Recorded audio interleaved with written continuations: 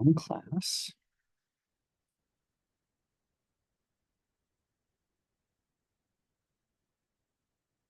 But I said I was going to bring like my mouse. Need to go one over to desktop.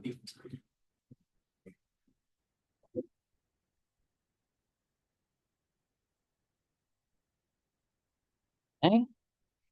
Now I need to hit this one in the background. Where's my mouse? God damn it. Where is it? Yeah. All right. And then we go back to the front. Oh, God. Oh, cheese and crackers. All right.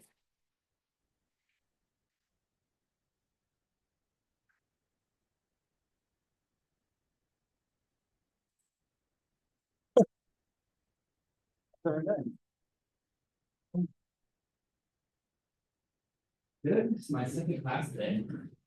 Today I do EM2. So I can release that as now, which is fun. I woke up. That would be it. Getting to watch baseball highlights like I normally do. You know, things you sacrifice, really care about. We're going to finish talking about Mars. We talked a lot about water on Earth. And now we'll talk about why we give a shit on Mars. And then that's basically going to finish, for the most part, terrestrial geology. And we have some choices. So in the syllabus, I think we immediately go into atmospheres. You can say to me, hey, I don't want to do atmospheres yet. I don't want to do large bodies, right? So the choices are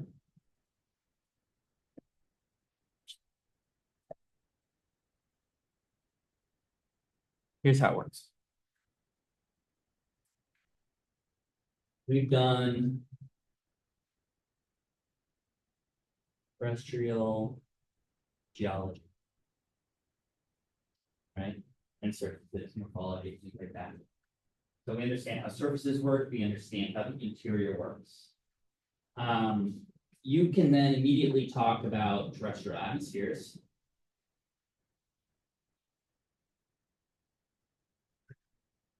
Which leads to giant planets. Which leads to what? We talk about icy moons, right? We talk about icy moons and rings. But in order to do that, typically what I'll say is that before we do icy moons and rings, you can do the icy moons with the same terrestrial geology, but you have to do a quick detour for orbital dynamics.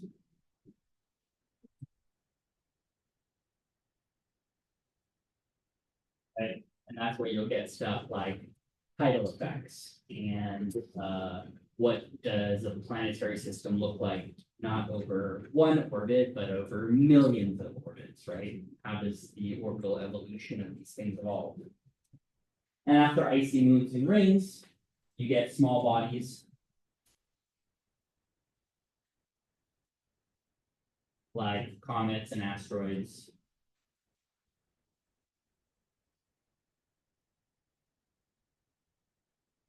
And videos like Pluto. So that's one way, right? Or we could say, I want to do atmospheres later. And I really like the surface geology stuff that we're doing now. And we go directly to the icy moons and the surfaces. And we could say, okay, so we've been talking a lot about what does the lithosphere look like when it's made of basalt and it's made of rock. And how do those rules change when it's made of ice?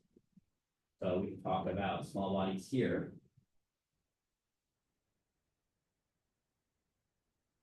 Talk about ice.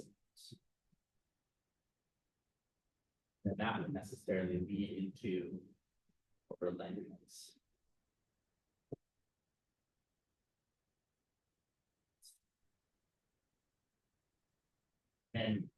atmospheres.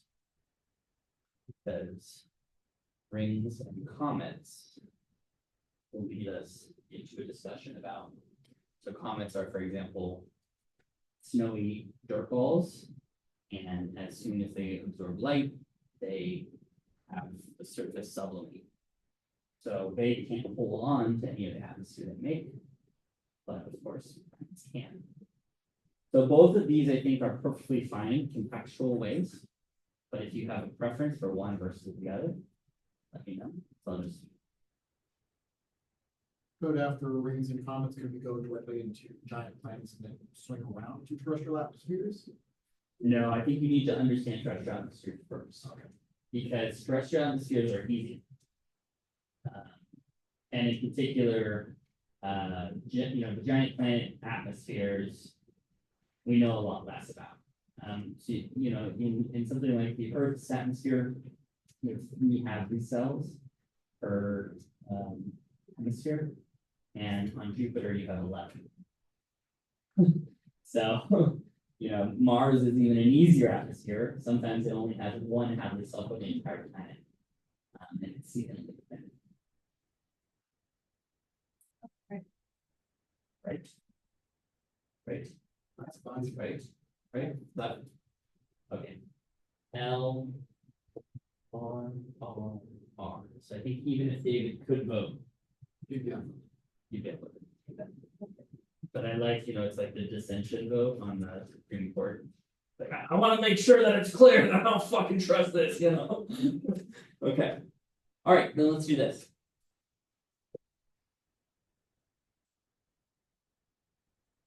We'll still talk about giant planets at the end.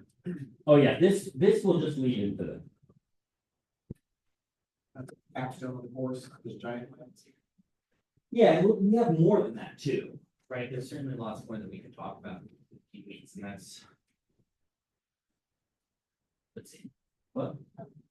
Yeah, this is 1, 2. That's 2 weeks. 3, 4, 5, 6, 7. 3 weeks, give or take. Yeah. If we want to run late a little bit. And I think in general, we'll need a little bit longer in atmospheres. We'll do each of the atmospheres. So maybe do that 2 and maybe. And orbital dynamics might be a bit hard.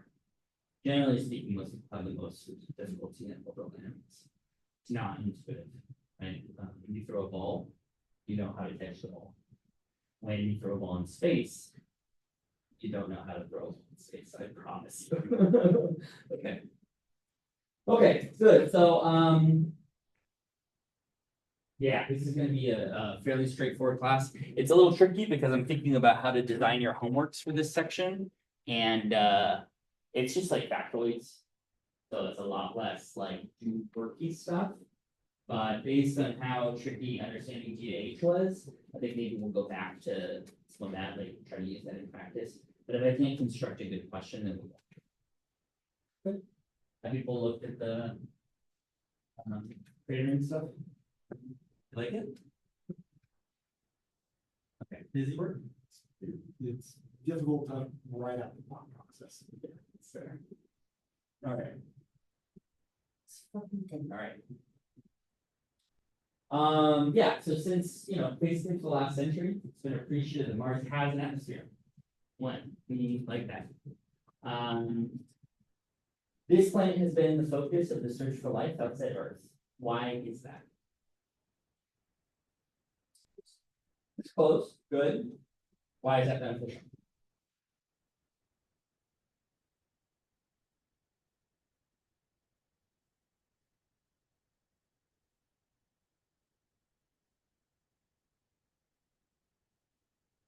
Close to what? Okay. So why don't we look at the moon? Right, if that's the only reason. There's more than that, right? So what's the other reason? Close to what? Close to the sun. What is that? Liquid water. Right. And was there ever liquid water on the surface?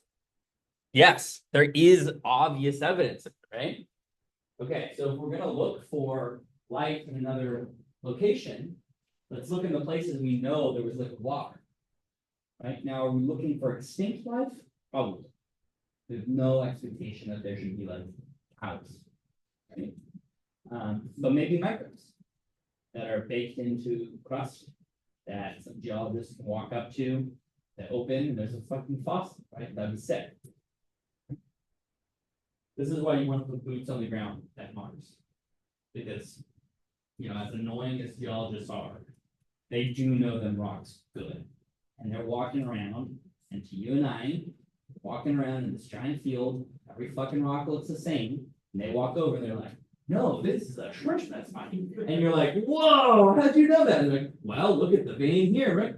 And that's really important because humans with a huge amount of experience can do that much faster than a robot. Right? There's sometimes an 8-hour delay between the robot. Right? So you drive around, you look at the thing, send a command, send back. Almost everything is pre-programmed. And there are geologists on those teams too. But just being able to open it, hit it with a rock hammer, and look inside, real fucking helpful, you know? Okay. And you want to do it on your hand? Probably not. You have space too much. You don't want to poke it, but you get the idea. Okay. So that's one thing. You know, we saw that it had liquid water already, so that means it has an atmosphere that must have been stable at some point. It's got a lot of similarities, right? It's got a terrestrial composition. It even looks terrestrial in its appearance. And I'm saying terrestrial here meaning like the Earth, not like the terrestrial planets. There's resurfacing, right? There's a lot of places that have almost no craters. Certainly evidence of volcanism, faulting. No plate tectonics as far as we're aware.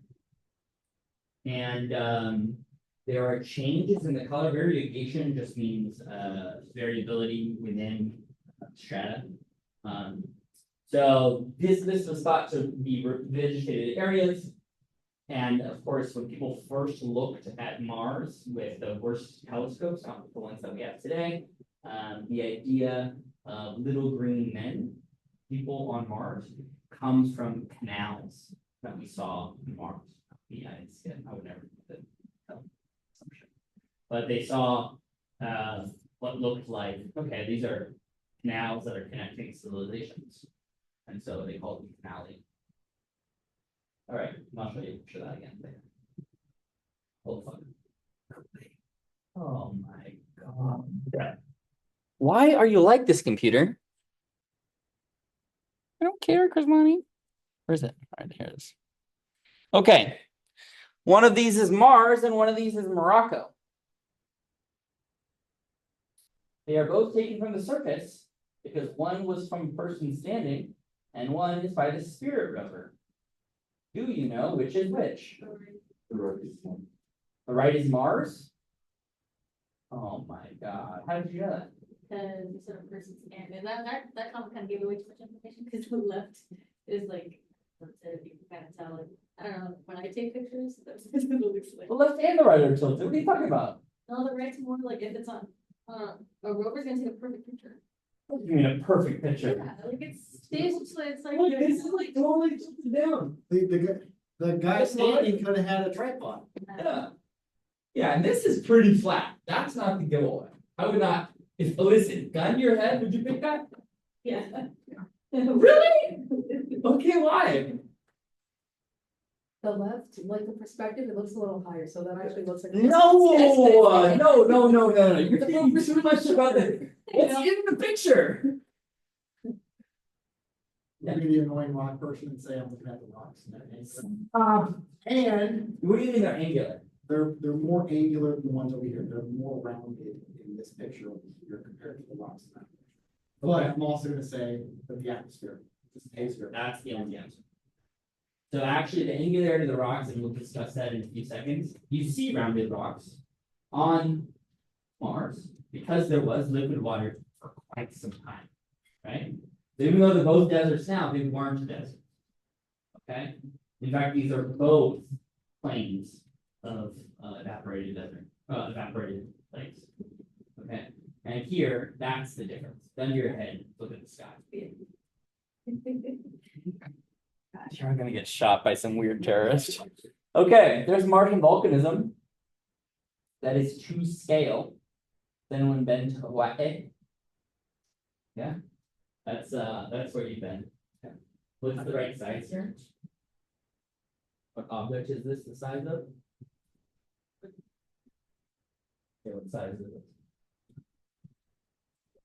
Big, yeah, what's the size that you compare it to?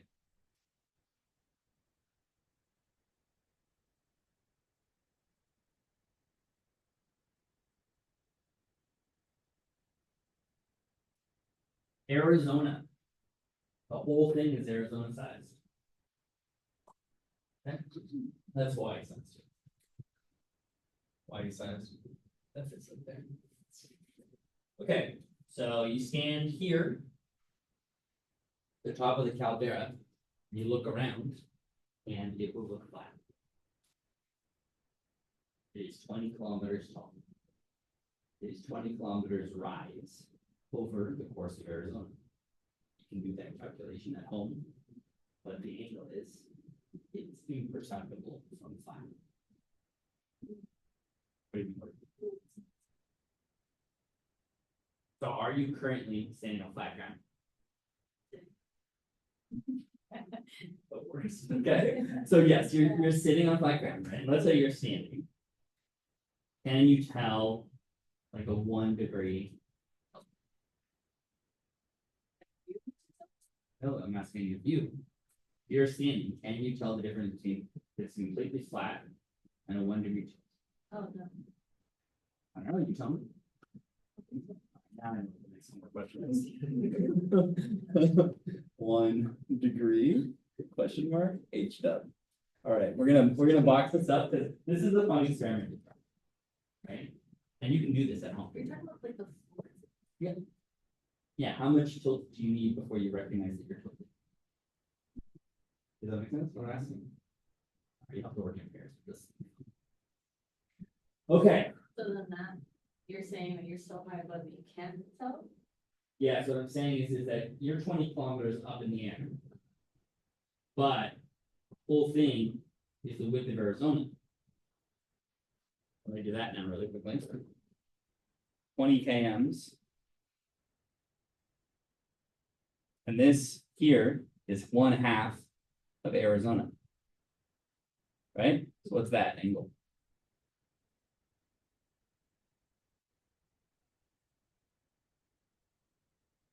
No, don't do it. But this is what you will do, right? You'll figure out the angle. And you'll tell me if you can perceive that level of tilted. But can't do that. Or maybe you're very good at your inner ear. Okay. So big.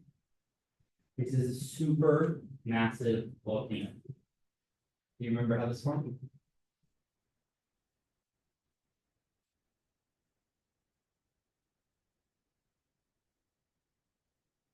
Oh, I'll do it here. Here, you know how this formed? What? Sure. Right, yeah, but why so big? Why so much bigger than Hawaii? I mean, for example, Hawaii, Earth is one of the more active planets. Some would argue the most active planet volcanically.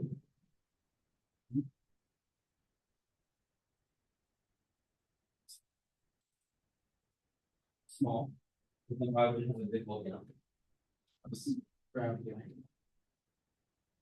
Interestingly enough, the hint comes from the fact that we didn't say anything about plate tectonics on Mars. Okay. So here's Mars. Really perfect circle. Here's a core. Okay. Perfectly sized core. And then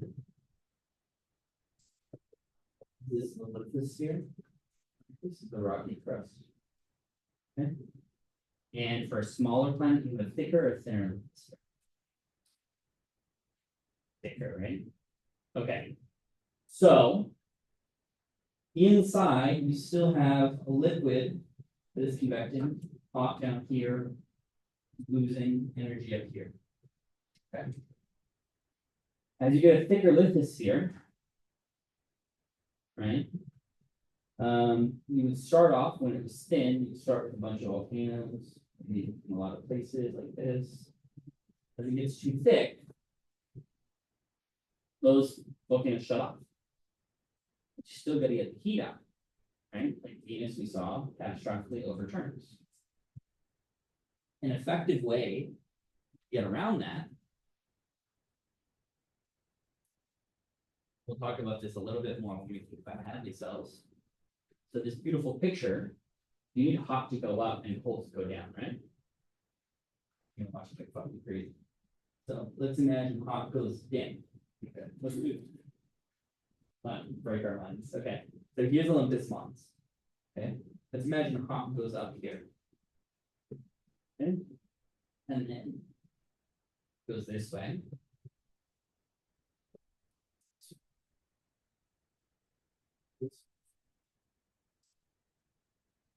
This one. Now what happens to you? Yeah, they're fucked. Okay, so now they go down, they collect a lot of heat. And then since they're hot, they rise. Two bodies there. So it's like the same thing, but just in one piece. Yeah, it's a super flow. Okay. Super plume causes super volcano. Cool, right? Now, why this doesn't happen on Venus is probably because Venus is so large that it can't develop one of these large cells. Now, this is an exaggeration. I don't think it's a full planet cell, but it's enough heat distribution. So with the process that you're looking for when you're on the interior of the planet is how to efficiently get rid of the heat such that you don't melt the lithosphere. Because this thing is still creating heat, right? So you have something that is a source of heat and you need a sink. And you need that sink to keep up with the source, otherwise you get melted. And the opposite is certainly true. Throughout the course of 4.5 billion years, there has been a net loss of heat because the lithosphere has gotten thicker, not thinner. Whereas at Venus, the production of heat is too great compared to the loss cycles. So it's basically just arithmetic. I'm making more money than I can spend. I'm collecting too much money, right? And then the lithosphere fails. Cool. Okay. So this entire region, the Tharsis region, it's not just one. In fact, 3 here, and then there's 1 here. This is Olympus Mons. That's the one you see there. And there's 3 others. Arcia, Mons. Yeah, honest. Third one could get. Which you get? Okay. Here is Mars then now. So these are maps. They're flipped over so that they match the actual Mars. So this is the south pole of Mars. And these are maps drawn by Antonaldi. Eugene Antonaldi, Italian guy. You can come. If you put your head down, you'll see that these are all in Latin, whatever they were speaking at the time. And took a telescope, looked at the Mars and saw these different colors, like here. See this like region? They thought, oh, that really dark region right there, that's certainly got to be like a forest. Right? And he saw this, like big round area. I think that's probably like an ocean or something. And he saw these like tendrils that were going across. He was like, man, I bet those are like city roads between major ports. Right? Like he saw that little dark thing. So that's got to be a city. There's like roads in between. Just like squint and you'll start to see it. Right? The one on the left is taken with the Hubble Space Telescope. So technology he did not have access to. He's doing his fucking best, right? And there's a little bit of interpolative error, right? But it's, I mean, it's pretty good. Hellas Basin, okay, probably some people in here. Pretty rad.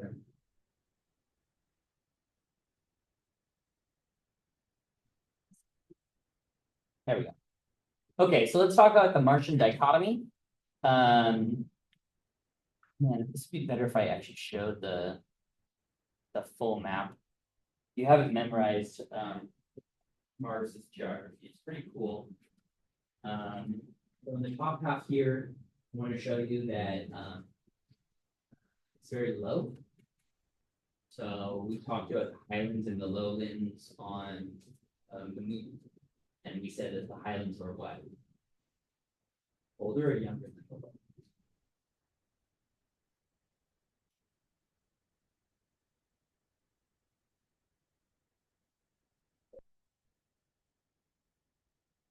Highlands are older, right? So here we're talking about highlands literally being higher lands.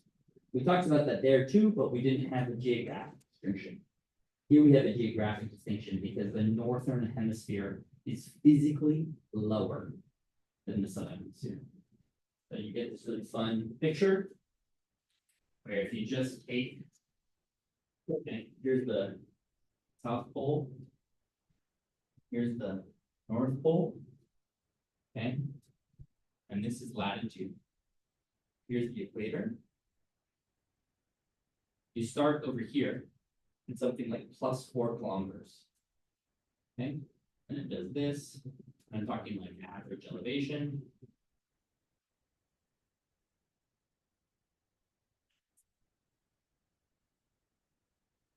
And you're looking very carefully. You're saying, wait, why did you go? Drop this all the way down. Why did you go back up again? I see. Big old chunk, yes. And so there's really this strange dichotomy where this is a difference from a sphere. If you imagine that Mars is a perfect sphere, this is about, 4 kilometers in some cases above a perfect sphere. And this is like 4 kilometers below a perfect sphere. And we talked about Olympus Mons, which you can't see in this image, right? This is the whole Tharsis region. That's Olympus Mons there. Its 3 friends are right here. And this is like 20. Sticking way above the surface. So folks have been looking at this for a really long time. They notice that there's a strong dichotomy in these 2 regions. So in the northern hemisphere, there's far fewer craters. What does that mean? Or younger. Okay, the southern hemisphere, there's a lot more craters.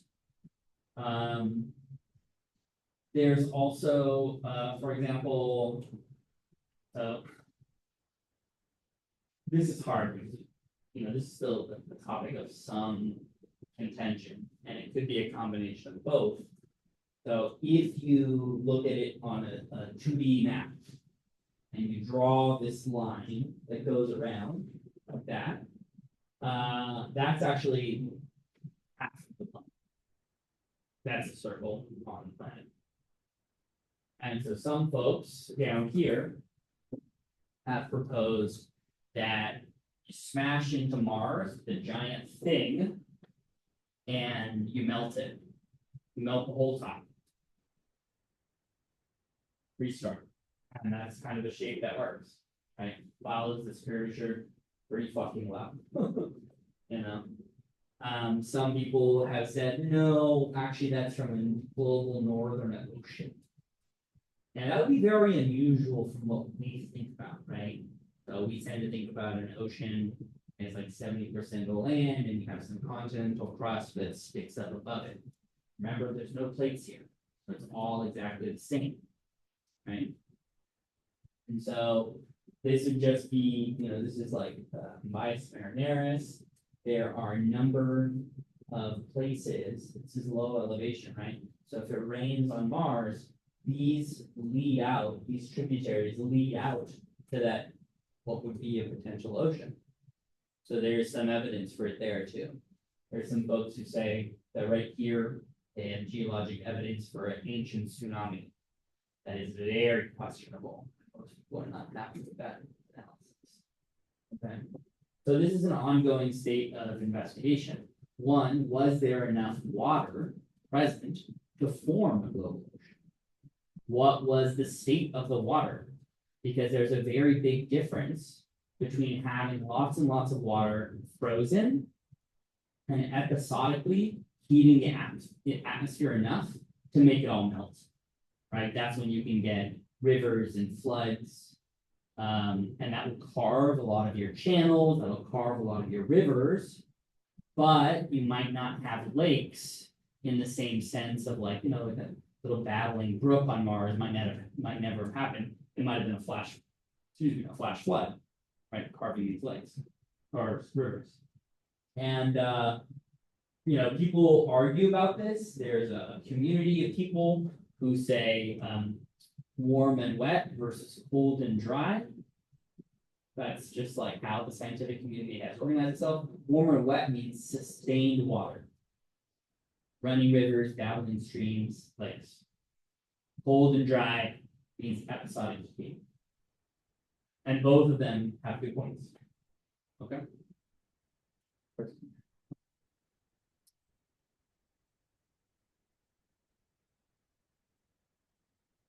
Oh, by the way, this is how this is our guy. These are impacted basins.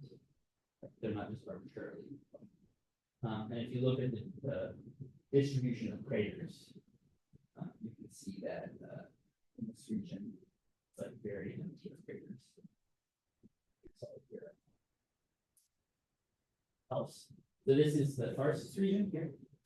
This whole region is also very empty of craters. Maybe at the very end here, we'll just pull up high resolution map of Mars. So it's pretty beautiful.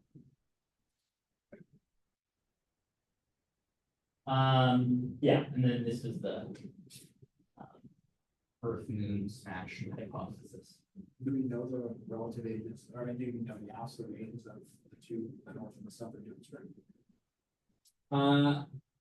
Well, we can do relative cratering, and so we know the age of, say, for example, we landed on the surface multiple times.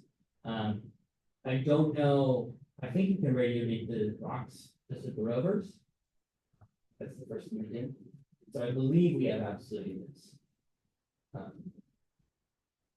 But it still doesn't really help you with just constructing these two hypotheses. And they might be together, right? This might be true, and then this happened, right? Understanding the climate history is the hardest part, because not knowing how water interacted with rock is the fundamental problem, right? Fine. All right. So they do simulations, and you can do this with about 1/10 of a lunar mass object. There's lots of them. This explains a number of details. So you smash into the top, rain that material down. Maybe some of that material is what makes Phobos and Deimos. They captured asteroids, hard to say. It could explain the smaller correlation in the southern hemisphere. That's hard because at some point there was definitely a dynamo. We see that there was a molten interior, it was rotating. You see baked in magnetic field in the southern hemisphere, and none at all really in the northern hemisphere. Question on this? Quick question. So we have pieces of meteorites that have landed on Earth that we say with pretty good confidence is from Mars. 100%. So for the people who have the global ocean theory, exclusively the global ocean theory, how would they explain the Martian meteorites? Well, they don't preclude one another. We can tell kind of what kind of rock it came from, and we can try to match it with different regions on Mars. But we don't have, when we pick up a meteorite, sometimes we don't see the fault. And all you get is the composition of the rock. and the composition of the entrapped gases. So in fact, from something like Allen Hills, you can get the ancient atmosphere, and you can get isotope ratios from 4 billion years ago of the ancient atmosphere. Pretty cool if you think about it, right? So as the rock is cooling, it captures the original chemistry of the atmosphere right when this rock was cooling, right at the surface. Then travels, however many millions of miles to us, lands on the surface, somewhere in Africa, picks it up, they cut it open, and they have Mars atmosphere. Right? That's the original sample return. So we can get these very ancient rocks. We find them from 3.5, 4 billion years ago. You're much less likely to find a more recent impact, right? Because one, most impacts happened 4 billion years ago, and two, right? Getting here isn't easy. It's kind of like you luck out every once in a while with a meteorite hitting the Earth from another planet. Now, interestingly enough, there's a lot of effort to do something like go to the moon and look for rocks there. Now you're saying to yourself, what? There are rocks there, obviously. What we want is Venusian, Earth, and Martian meteorites. Okay? So on the Earth, one thing that's really cool, not cool, it's very cool. You get to go to Antarctica and you drive around on what they call snowmobiles, and you go meteor hunting. So what are you looking for? You're looking for a dark black dot and miles of white. And that's another. You just drive around looking for meteorites because nothing else is going to disturb them. Right? This is why we find them in deserts. This is why we find them all places. On the moon, because there's no tectonics, because there's no resurfacing, if a meteorite landed there, it's just there. Now, there is that really thin dust that's everywhere, so you kind of have to brush around as you go. But, in particular, one thing that we don't have is ancient Earth samples. We have ancient Mars atmosphere samples, right? But we don't have a lot of ancient Earth atmosphere samples. So if something smashed into the Earth, launched it off into space, and it landed on the moon, we could grab it off the moon to understand our primordial atmosphere. Similarly, with Venus. Venus is very big, right? Comparable to us, big atmosphere. You smash into it, right now, the stuff is not going to come out very easily, the small stuff, maybe the big stuff. So, did it always have a big atmosphere? We don't know.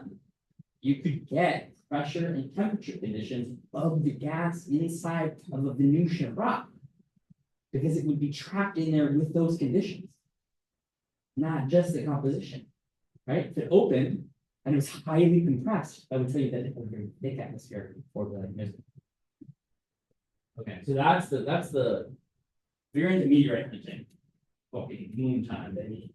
Okay. Any questions on that? Okay. So the differences outweigh the similarities. Mars is almost in every sense, like in between these two partners and these two partners, right? It's pretty low,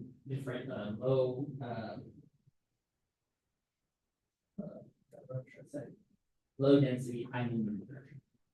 So there is certainly a core, but it's not super differentiated. The mantle's big. The lithosphere is big. The mantle is mostly solid. Mantle's like a hard way to describe it. That doesn't really always mean liquid. It just means on time scales that we care about. It's thin atmosphere, CO2 dominant, cold. Too cold for liquid water, too low atmosphere.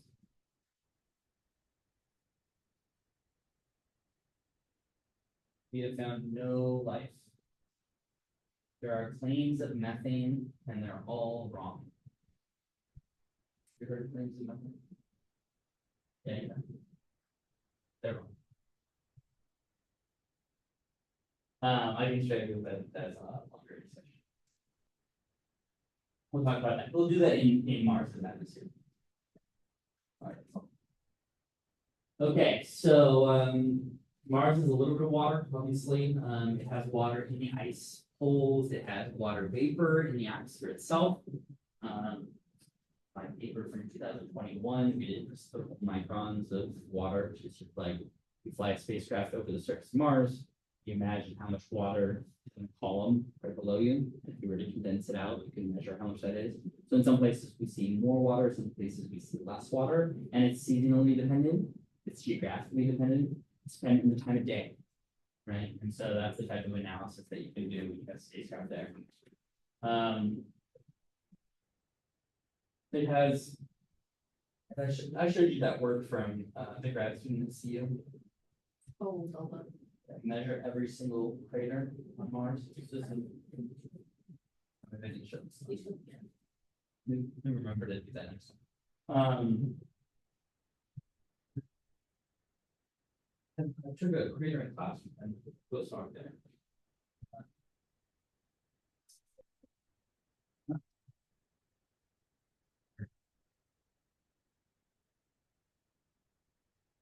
So he team taught this team facts class, which was fantastic.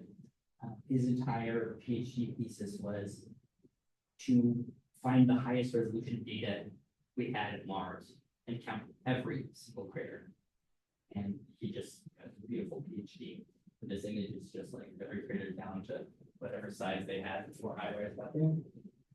And interestingly enough, it doesn't appear to have a lot of small ones and low plains. Even the Southern Highlands, where it's a very cratered terrain, you're lacking a lot of small craters. So what does that tell us, since we're crater experts? Okay. So we don't get a lot of small impactors because we have shooting stars. We have beautiful nights out, we sit there, oh, beautiful. But if we didn't have an atmosphere, those would every single one of those would come in impact. Okay.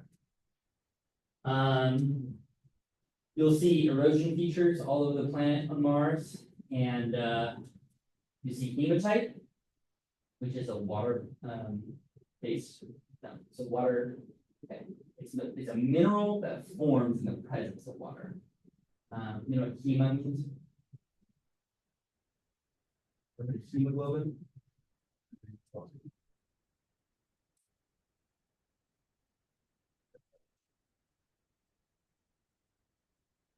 Hematite, I don't know what type means. It's wrong.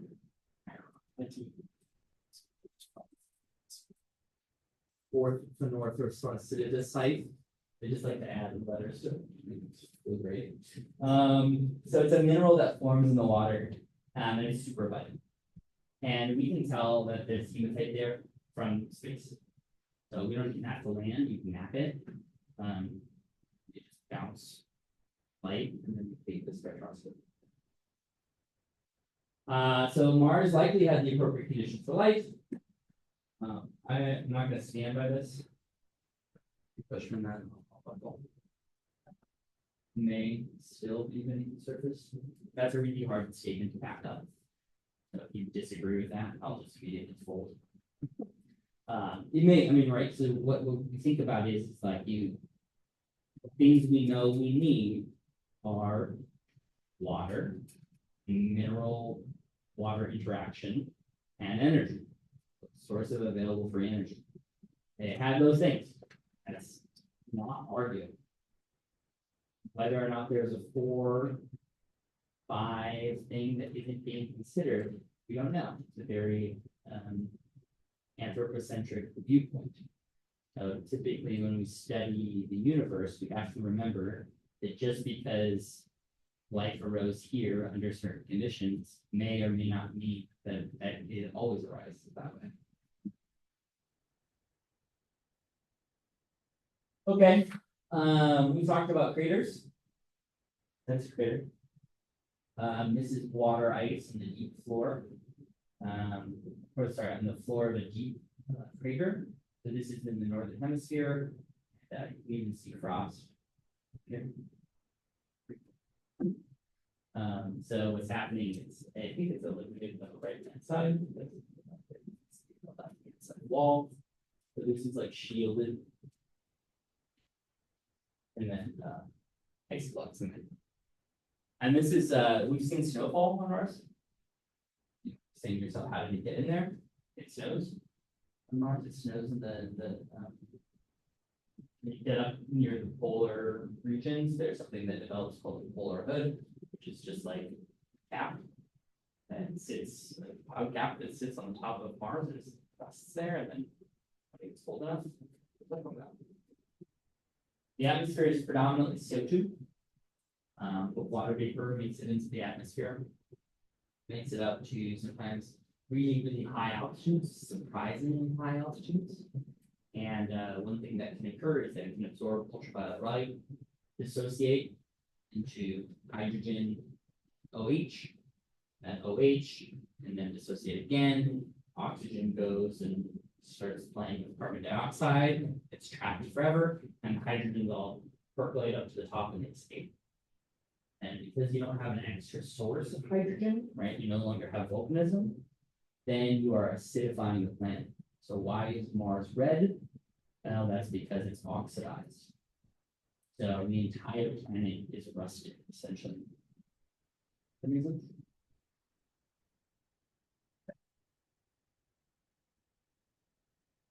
Oh, it's really hard to see those.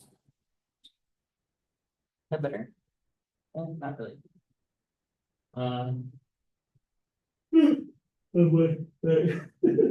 Boring myself. Okay. Here's Mars, and when you see an image from space like this, you kind of gotta like pay attention to where the lighting conditions are. So the top here is above. These pieces here, these are the top, and then this is the bottom, right? And what's happening here is all of these tendrils, let's imagine, if you will, ancient water run down, find the bottom of this, which is like you've stood here before looking up into one of these. So, material comes down and it forms where these two things intersect. This is that, right? And you might have like a little creek here, but if it's not raining, it'll just be fog. That's just degrading. Earthquake, right? And this is probably all like sandy, rocky shit. You see on the top this texture. It's like sandy, rocky, dirty shit. There's wind. So you have dunes, and you have texture that's associated with that. Even down here, you can see a lot of that. And of course, we've talked about recurring slope lineae. You remember those? 2300, maybe not everyone remembers those. Let's see if I have a picture of that here. I'm not quite. I'm getting ahead of myself. We'll come back to that in a second. So this is a Schiaparelli crater. So actually, we were supposed to land here with it was called Schiaparelli. So that's a special story on its life. So I was at EPS in Pasadena, which is a conference, and 2018, I believe, the Europeans were supposed to land on Mars with a spacecraft called Schiaparelli. This spacecraft, it's named after this astronomer is going to land in this crater, and so one of the hardest things to do on any planet is to land, right? Because it needs to be completely automated. And as we talked about before, there can be like an 8-minute delay, right? So it's, you have to like plan everything and hope it goes right. And so we're sitting there, me and my Italian friend, a colleague that I work with at NASA, and it's got it's from ESA, so the European Space Agency has like a live stream of the descent. And you can watch how close it's getting, and we know that it's going to go into like a section where it won't be able to communicate to us because as it's going through the atmosphere, it's going to create an ion cloud, which essentially will not allow it to send in information, right? If you try to send something through ions, the ions absorb them, right? So there's this little blackout. Sitting there watching, nothing's happening. Nothing's happening, no update. Oh, no. So, anyway. So I think that fucked up. And so, I was like, well, it's failed. He's like, no, it's not a failure. No, it works 90% of the way.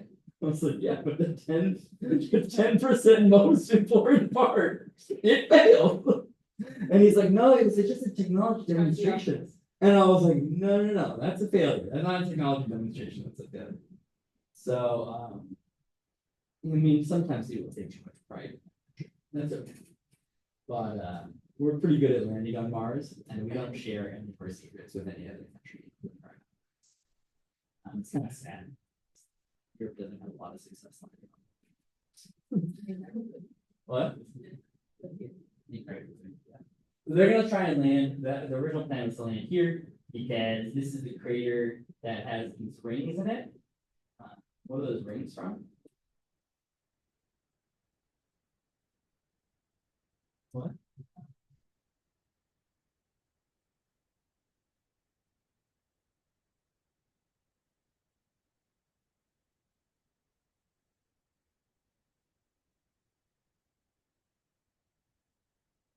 Okay, so this crater filled up with water.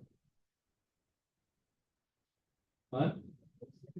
No, it's really big, really big. Too big for that. Yeah, exactly. Mud.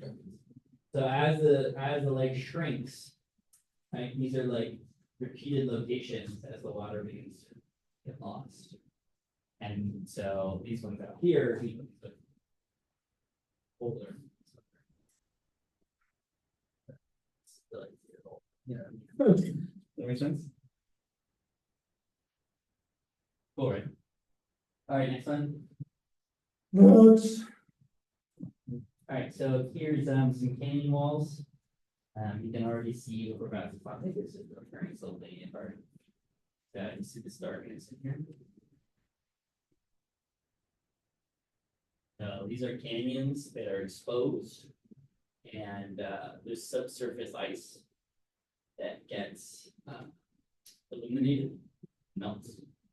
And it's not water in the same way you think of water, like it's not running down the hill. It's like this slurry. So it's like water mixed with dirt, like mud, then like muddies down tracks. Cool.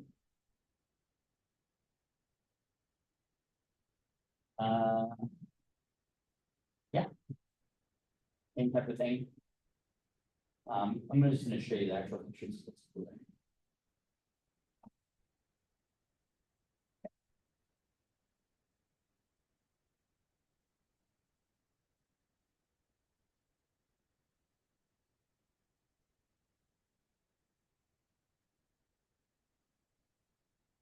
Here they are. All right. These are the recurring slope lineae. So this is a time series. So just in case you're not familiar with how Mars works, MY is Mars year, where this is Mars year 36 or something, I believe we're in. So this is a while ago. Every Mars year, of course, is 2 Earth years. And we only start counting Mars year 1, the first year that we took data at Mars.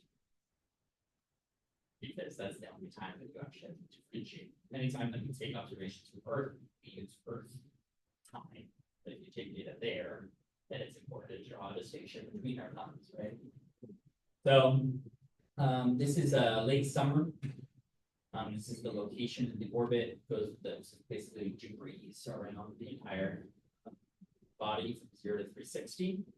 And this is late summer, early spring, late spring, early summer. So that's getting you through basically the whole year, right? And what you're looking for here, see these tendrils? Right?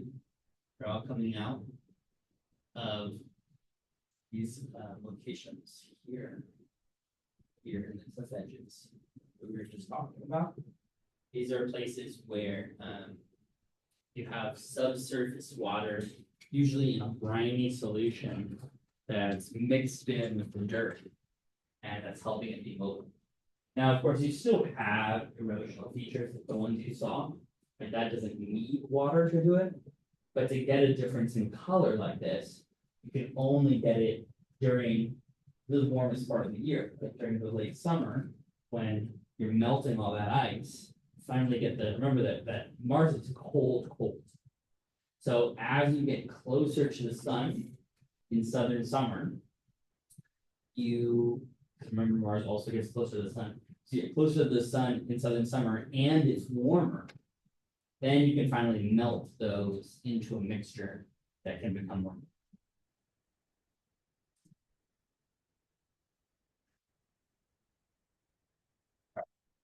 Those are the blueberries. Real picture. Pretty cool.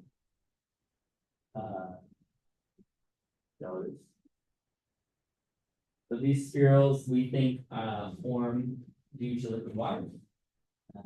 And they're found inside of rocks, they're found in composite rocks, and they're just found in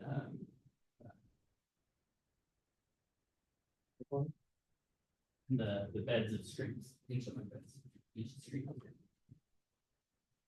They're small. These are not like rounded target ball size.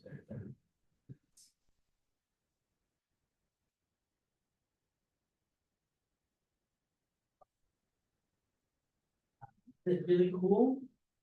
In 2008, the NASA Phoenix lander basically landed on the surface and then just like put its little foot down. That's great. Scrape the dirt out the way. And it was ice. When you want to find water on Mars, just sounds right there. An actual color photo. Yeah.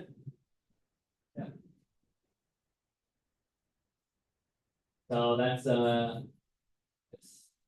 don't know. I think it's a little weird color here. So I think they stretched it to show how white the ice was.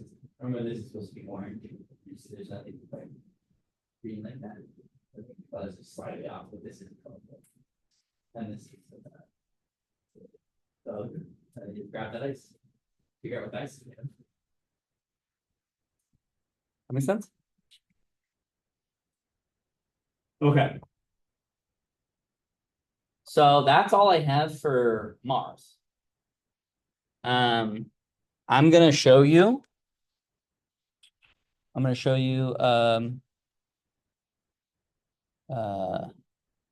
is it called?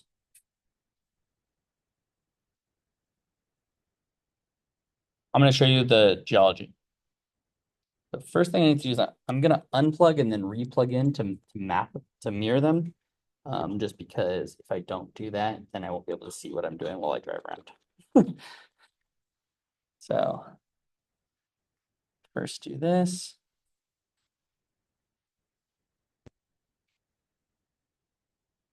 Okay, so now we're going to mirror displays here.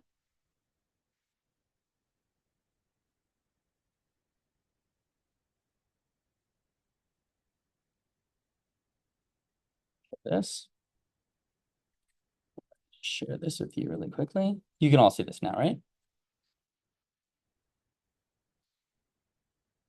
Okay. So let's go to this image right here, which is my favorite one.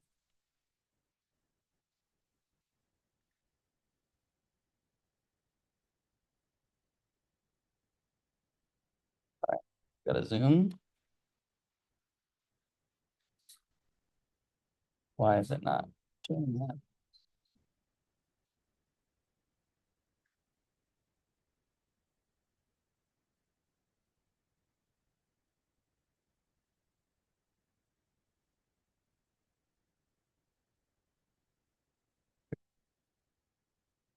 All right, the USGS file is fantastic. So always grab the biggest one you can. So there we go. So let's start with Tharsis region. And you can zoom in here, but No, I'm not gonna do that. Oops, fuck. All right, so here is just to orient you really quickly. The colors tell you the altitude. This is an aerography map. So altitude. So this is white. So we'll see this is 20 kilometers, and this is the darker blues that are lower. This is not the top of the planet. This is just going. Right, so one of these representations that you can make, where you try to keep things sort of equal angle. You have to remove the poles, right, where everything gets stretched out. So they just avoided that entirely by only going up to 57 degrees more. They don't show you any of the top of it. So here's your Olympus Mons, right? And that's like Arizona sized. Right? That's a significant fraction of the planet. You have RC Mons, Pavinus Mons, and Mascareus Mons. But this whole region in here, right? You see Serenius Tholis, Uranius Tholis, Uranius Placera. These are all volcanic regions. So I'm going to move down just a little bit here. Somebody come out years ago saying that there was another volcanic region that was semi-active. Yeah, I don't know. I mean, that might be the Elysian Mons region, but I don't know if that's held up to scrutiny. It's really difficult to imagine how you would have volcanism on been such a big list this year for such a long time. This here is Vias Marineris. This is the largest canyon system in the solar system. And it is not caused primarily from erosion. It's first caused by cooling. So as the planet cooled, this is a tectonic feature where literally it's like not putting that line in your sourdough, right? And it fucking cracked as it was cooled. Now you will notice here that of course this is quite full, and this being low leads out to low areas. And if you look very carefully here, there is clearly water. And let's say I follow this line down, it cuts through an existing impact crater before going down. And all of these types of features you see in here, these are all erosional features, right? This is like, even if you start, right, this is high up. So water flows down this chasm. This is kind of flat and impact crater. And then it makes it into these regions. Probably this is a different type of, or different density of rock. Maybe that's harder to cut through. And so then it forges these deeper channels and starts to deposit material all the way up here. And you'll notice, you punch into here, this is perfectly preserved, right? Not swept away. Whereas something like this maybe happened afterwards, hard to say. These ones certainly, you see the difference between something like a tholus and an impact crater, where volcanoes, like we said, come out of the ground, whereas this goes into the ground. This is large enough, of course, that there's a central peak. So I smash into it, I melt to the surface, and I get that little drip that comes back up. Okay. So this is always the best place to start because you can see all of the features that we've talked about. You can see volcanism, you can see tectonics, not just here, but here. You see all these rills, right? That's from the creation of new crust. And as I begin to zoom out, I really want you to focus, take in your mind, right? Take a box, this big. We're going to use the same size box. How many craters you got in here? You got pointing. That's some small ones, but you got like one big one, right? And that's like what? Mateo's pinky size, right? Okay. Hold on to that thought. One in the Tharsis region. So now let's go over and look at Hellas. Okay. So here's Hellas, Planitia, and that's in the southern hemisphere, by the way. Sorry, just past the equator here. So this is the southern hemisphere, and these are the southern lowlands, like we talked about before. So now let's take a similar size box. Oh, there's Schiaparelli. We just love Schiaparelli, right? We want it to land there. And we're looking for at least one crater that is Matteo Pinky sized. How are we doing? Pretty good. Pretty good. That might take you a few minutes. So which is older? Yeah, and you can tell here, right, that like that region up there with all the volcanoes got rid of whatever the fuck happened. And these are Mondo. So now let's look in Hellas Planitia. How many? 1, 2, 3, 4 if you're generous, right? Okay. So these different places, even though you're in the southern lowlands, Hellas Planitia is probably a giant impact. And even still, you see, because it's low, you get erosional features. So how old can that be? Should be about the same as the Parsons region. Wow. That's great. You have 1 and 4. It's hard, right? You know, we don't know exactly what the distribution of betas are. I was gonna go with, you still need liquid water. And I know we haven't exactly talked about it yet. When does the water disappear? We haven't talked about the atmosphere. But one of the important things to keep in mind is you will see features that must have formed when there was liquid water, right? Otherwise, they would have been swept away when it wasn't. Okay. So there's some good old Mars. Here's Elysium Mons.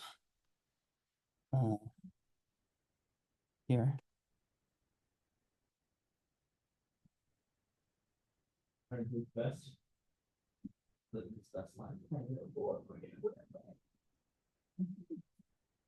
This is the northern hemisphere, and you can see even up here. Only got 1, maybe 2. For generous. What's older, that or Tharsis? This is just slightly older than Tharsis. Can you tell that?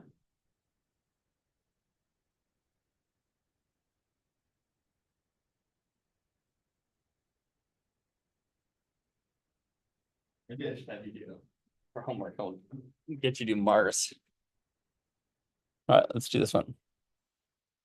Oh, this is even perfect. Which of these two? Is this one or this one older?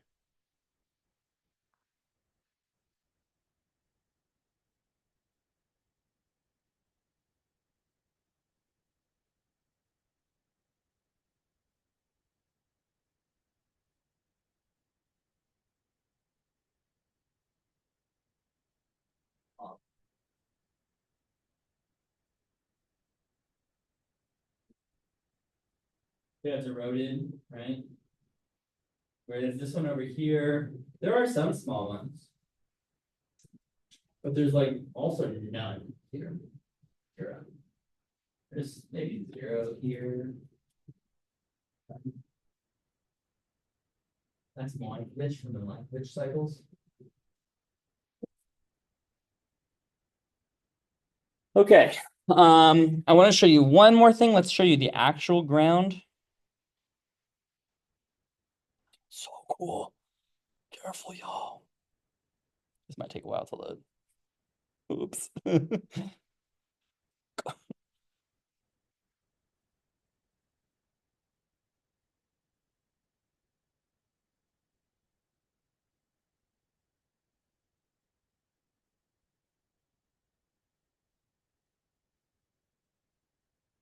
So those are the edge effects that you don't want to see in the other image.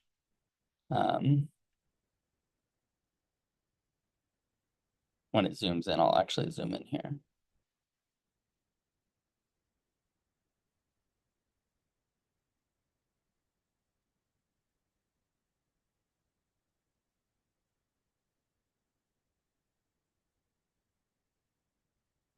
All right. See if it lets me or if it freaks out. There we go. Oh, that's nice. No idea where I am. Let's find a object.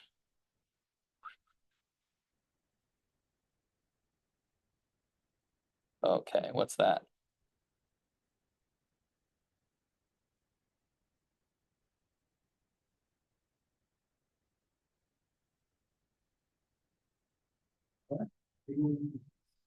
This month. How many craters?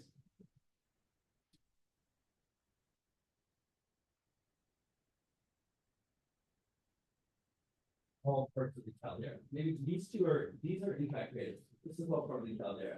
So 1, 2, 3.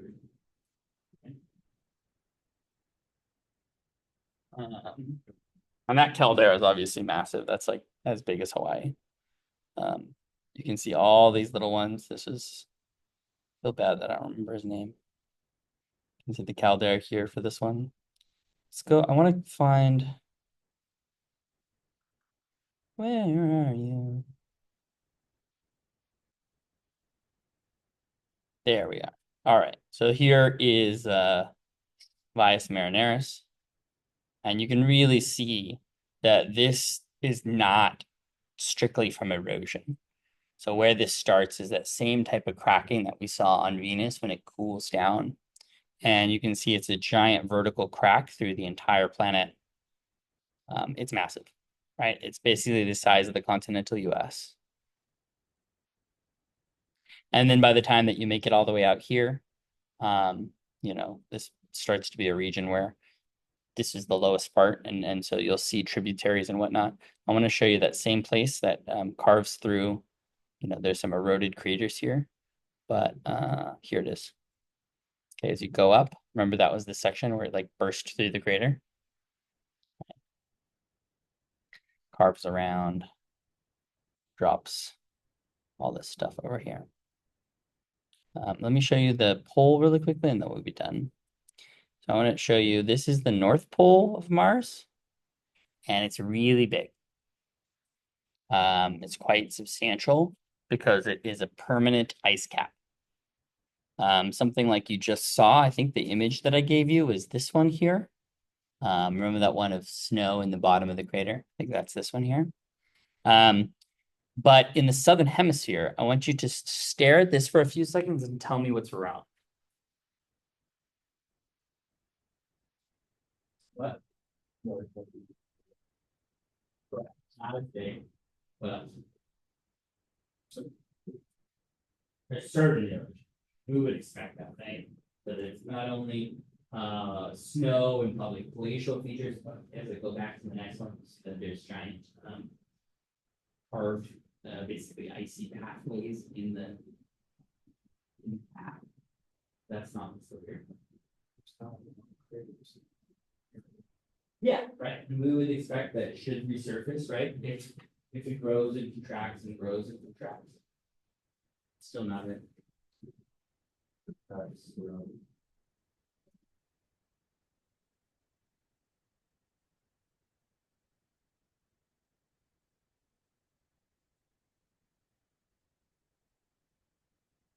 Take a cloud over there.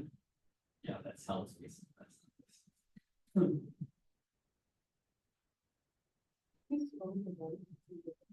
Oh, are you gonna give it away? All right, hold on. Let's see if I can do that. Scroll up away. So here's the other one, right?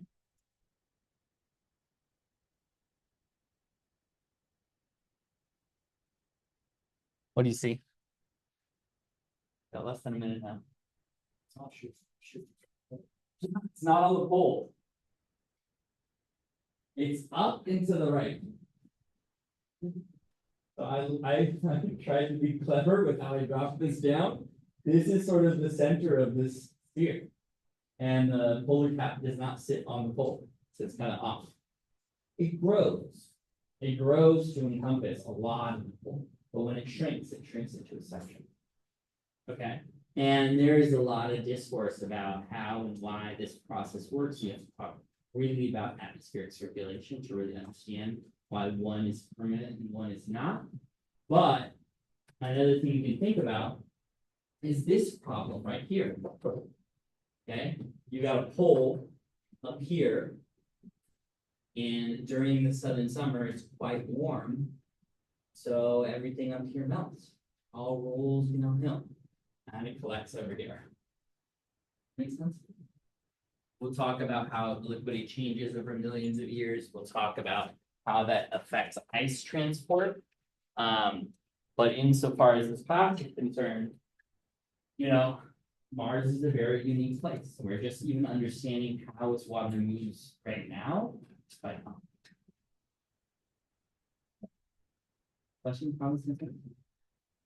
Okay, so on Tuesday, we will do icy moves. And we'll need a little bit of planetary dynamics. And so we'll throw in some discussion about tides. We'll throw in why Mercury and the moon so weird. And we'll try and tie those all together.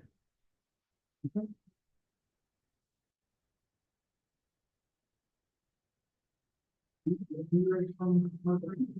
Excuse me? Is it possible to get meteorites from Mercury? Not as far as we know.